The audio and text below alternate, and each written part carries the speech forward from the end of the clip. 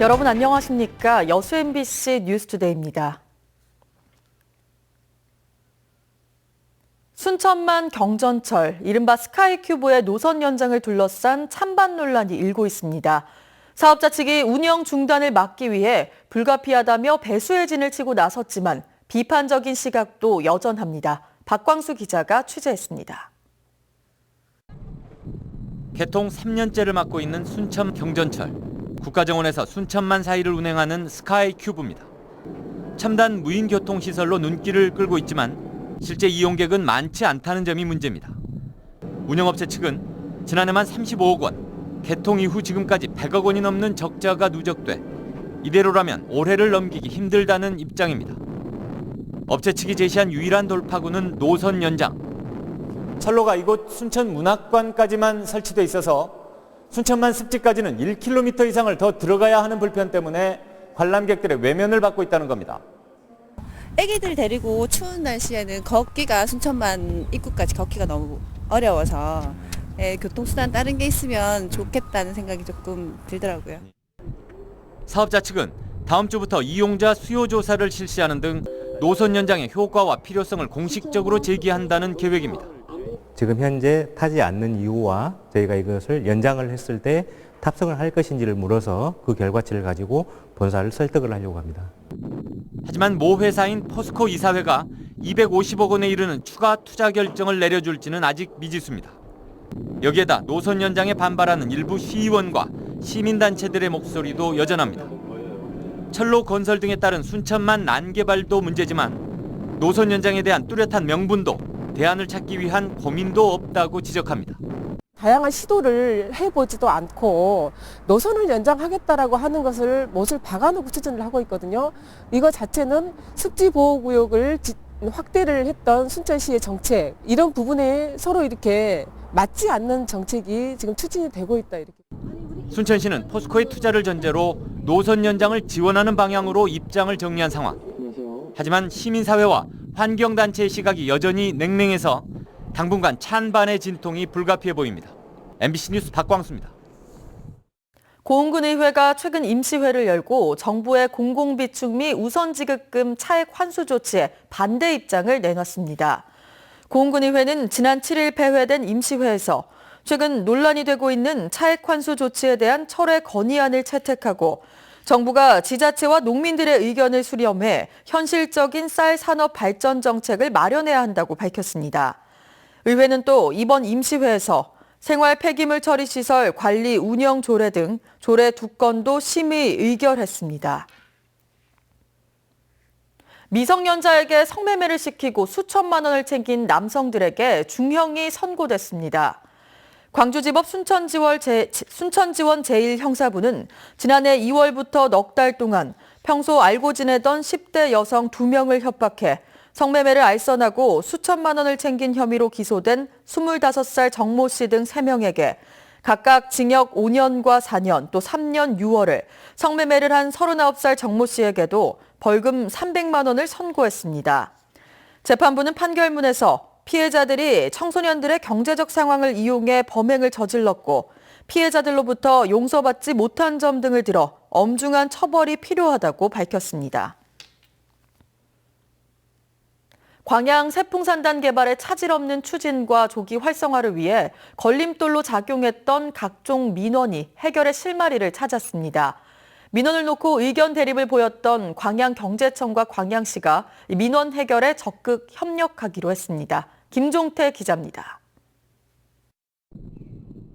기반 조성공사가 한창인 광양 세풍 산업단지. 광양만권 경제자유구역청은 산단 인근 기존 도로를 500여 미터의 지하 차도를 포함한 왕복 8차로로 확장하는 사업을 추진하고 있습니다. 하지만 지하 차도가 개설되면 산단 개발 효과가 순천시로 유출된다는 광양 지역 주민들의 반발에 부딪혀 도로 개설이 진행되지 못하고 있습니다. 세풍 산단에 공급할 공업과 생활용수 공급 방법을 놓고도 율촌 정수장에서 끌어오자는 경제청과 정수장을 새로 짓자는 광양시 의견이 엇갈리고 있습니다. 이 같은 의견 대립으로 원활한 세풍 산단 개발의 차질은 물론 양 기관 사이에 감정의 골만 깊어졌습니다. 경제청과 광양시가 이런 분위기를 감안해 세풍 산단 개발과 관련된 민원 해결에 적극 협력하기로 합의했습니다. 우선 계획했던 지하차도 대신 평면 교차로로 변경하는 방안을 검토하고 교통량 조사를 통해 결정하기로 했습니다. 지하차도를 한다는 것이 확정된 안처럼 돼 있던 것을 다시 한번 우리가 보자. 그래서 그 대안을 가지고 국토교통부하고 논의를 하고 용수 공급 체계도 경제성을 따져 최적의 방안을 마련하고 세풍산단 내부 도로는 광양시 요구대로 30m로 확장하기로 했습니다. 아무쪼록 이번 협약을 계기로 지역민 모두가 수긍하는 세풍산단 개발과 활성화에 차질이 없기를 바랍니다. 경제청과 광양시의 이번 합의는 양 기관 모두 각종 민원으로 세풍산단 개발만은 늦어지면 안 된다는데 공감대를 형성한 것으로 풀이됩니다. 하지만 완전 합의에 따른 구체적인 추진 방안이 나오려면 아직 넘어야 할 산이 많기 때문에 시간이 더 필요하다는 목소리도 높습니다. MBC 뉴스 김종태입니다. 여수시는 안전체전, 대화합체전, 문화관광체전, 경제체전을 목표로 40여일 앞으로 다가온 도민체육을 준비하고 있습니다. 여수시는 주요 관문도로와 11개 경기장의 개보수에 57억 원을 들여 안전체전 기반을 마련하고 22개 시군 간 자매결연을 추진해 대화합체전을 구현하기로 했습니다. 문화관광체전을 목표로 전남체전 기간 버스커 공연 등 문화행사를 개최하고 음식점, 숙박업과 연계한 체류형 대회 개최로 지역 경제 활성화도 모색하기로 했습니다. 대통령 탄핵 심판 선고가 내일로 결정되면서 조기 대선이 가시화하고 있습니다. 정당과 후보들은 조기 대선에 맞춰 조직을 정비하거나 경선 준비를 서두르고 있습니다. 윤근수 기자입니다.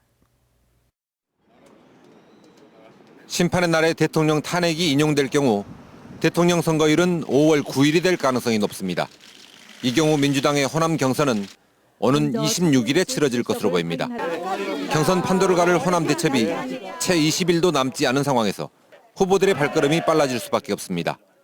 때마침 광주를 찾은 안희정 충남지사는 시장 상인들의 손을 일일이 잡아가며 마음을 얻는 데 주력했습니다. 꼭 정권 교체를 이루어서 이 국정농단과 이 국가 혼란을 우리 민주당이 확실히 극복할 수 있도록 더 열심히 뛰겠다는 다짐을 합니다. 네. 보수 정당들도 호남 조직을 정비하고 있습니다. 바른정당이 광주 전남 시도당을 창당한 데 이어서 이번엔 자유한국당 지도부가 광주에서 핵심 당원 연수회를 열었습니다. 표면적인 명분은 연수지만 실제로는 조직 재건과 조기 대선 준비의 성격이 짙습니다. 대한민국의 보수 다시 세워야 우리나라가 제대로 된 나라가 될 수가 있다.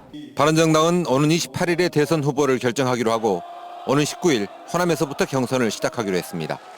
또 국민의당의 경선 룰 협상도 막바지를 향해 가는 등 조기 대선이 예열 모드에 들어갔습니다. MBC 뉴스 윤문수입니다. 포스코가 철강 업체로는 세계 최초로 생산 공정 과정에 인공지능을 도입했습니다. 포스코는 최근 제철소와 기술연구원, 성균관대 시스템경영공학과와 공동으로 인공지능 기반 도급량 제어 자동화 솔루션 개발에 성공하고 가동에 들어갔다고 밝혔습니다. 이번에 개발된 시스템은 자동차 강판 생산의 핵심 기술인 육륜 아연 도금을 인공지능을 통해 정밀하게 제어함으로써 도금량 편차를 획기적으로 줄일 수 있는 기술로 자동 운전을 통한 작업 능률과 생산성 향상을 기할 수 있을 것으로 기대됩니다. 한국 천주교 창설에 한몫했던 정약전 선생의 유배지였던 흑산도는 19세기 초부터 천주교와 인연을 맺었던 곳입니다. 어려웠던 시절 육지보다 더 힘들었던 머나먼 섬 흑산도를 먹여 살렸던 것도 천주교였습니다. 신광하 기자가 보도합니다. 바다가 내려다 보이는 진리마을, 언덕배기에 자리 잡은 흑산도 천주교 성당. 1958년 순수하게 돌을 쌓아 지어진 근대 건축물로 원형 그대로 잘 보존돼 있습니다. 흑산성당은 50년대 말 해조류에 의지해 생계를 유지했던 주민들에게 쌀과 보리, 밀가루와 옷을 분배해 보릿고개를 나게 했고 60년대에 접어들어서는 초등교육 이후 학업을 접는 흑산도 아이들을 위해 학교를 세워 900명을 가르쳤습니다.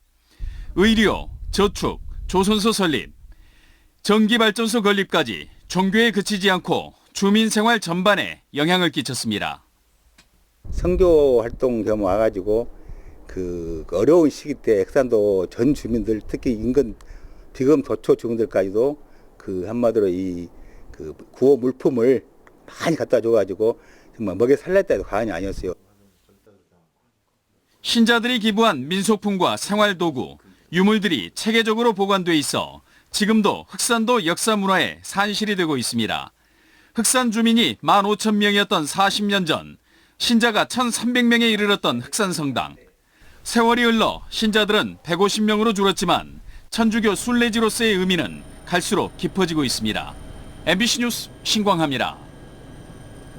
여수 수협에 동결실과 냉장실 등을 갖춘 수산물 처리 저장 시설이 새롭게 들어섭니다.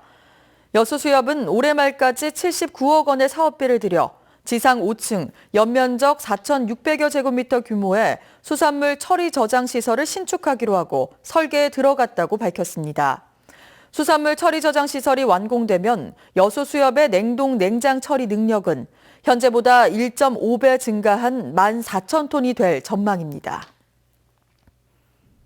고흥군이 지역에서 재배되는 콩과 잡곡 등 이른바 틈새 작물 산업을 집중 육성하기로 했습니다.